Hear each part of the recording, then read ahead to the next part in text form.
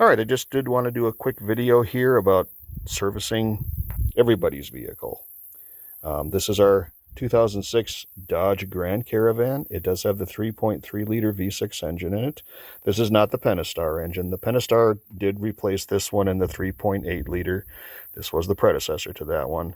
But the way that you service these is there's not a whole awful lot of servicing that does required on these. There's several visual things that you can do on it. So for instance, right here is the power steering reservoir. Use a translucent sight glass right through here that you can see that the power steering fluid is right about in the middle of the operating range. There's a top and a bottom mark. That's where that is. It's about right where it's supposed to be. Right over here on this side over here, this is the transmission dipstick. The transmission should be checked with the engine hot and running.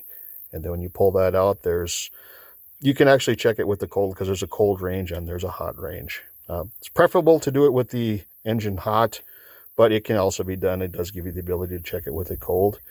Back over here is the brake fluid reservoir. That's also a translucent reservoir. You can see the fluid levels right about there. That's about where it's supposed to be. And right over here, this handle right over here, this is the dipstick. This is what you use to check the engine oil level. So the way that you do that is you pull that out with a Greg. You just wipe off the oil that's on it. Then you reinsert it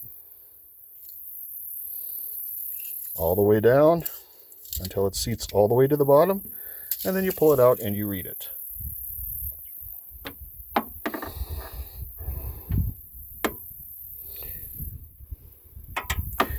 Now you see at the little crosshatch area right there, that's called the operating range. As long as the oil is within the operating range, the crosshatch area, then it's fine.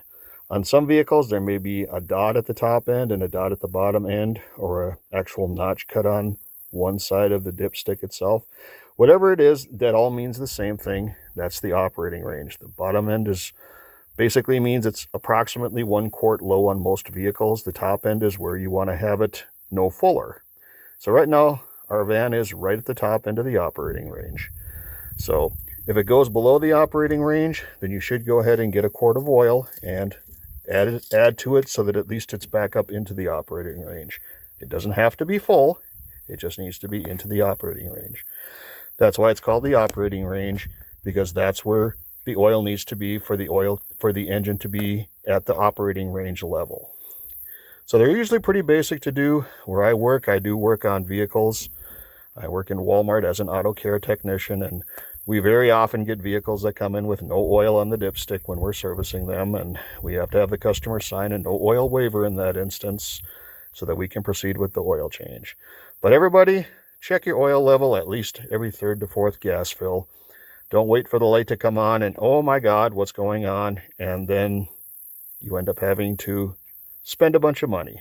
Keep your vehicle maintained properly, and it will last you the longest that it possibly can.